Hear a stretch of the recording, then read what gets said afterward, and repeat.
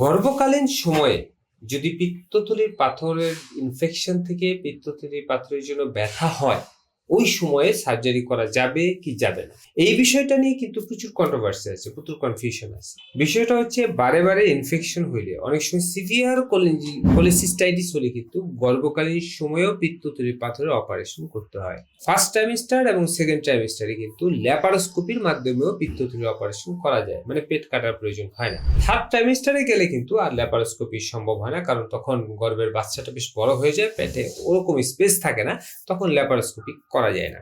প্রশ্ন হচ্ছে যে এই রোগীরা যে সবচেয়ে বেশি কনসার্ন এখানে, যে আমি যদি অপারেশন করি এই সময়, তাতে কি আমার বাচ্চার ক্ষতি হবে কিনা। হ্যাঁ, চান্স আছে, বাট বাচ্চার ক্ষতি হওয়ার চান্স তো থাকবে, যেহেতু অপারেশনটা সম্পূর্ণ অজ্ঞান করে করা হয় এবং বেশ কিছু মেডিসিন এখানে ইউজ করা হচ্ছে অপারেশনের সময় এবং পরবর্তীতে। কিন্তু এখানে দুটি জিনিস পাশাপাশি রাখতে হবে। একটা হচ্ছে, যেহেতু আপনার সিভিয়ার অ্যাবডোমিনাল পেইন হচ্ছে, এই পেইনের কারণে কিন্তু অ্যাবডোমিনাল কন্ট্রাকশন হয় এবং এতে গর্ভের বাচ্চার ক্ষতি হওয়ার সম্ভাবনা থাকে। যদি আপনি অপারেশন না করেন, সিভিয়ার কোলেনজাইটিস বা সিভিয়ার কোলেসিস্টাইটিস এই সমস্যাগুলা যদি বারে বারে হয়, তখন কিন্তু আপনার বাচ্চা এমনিই ক্ষতি হবে।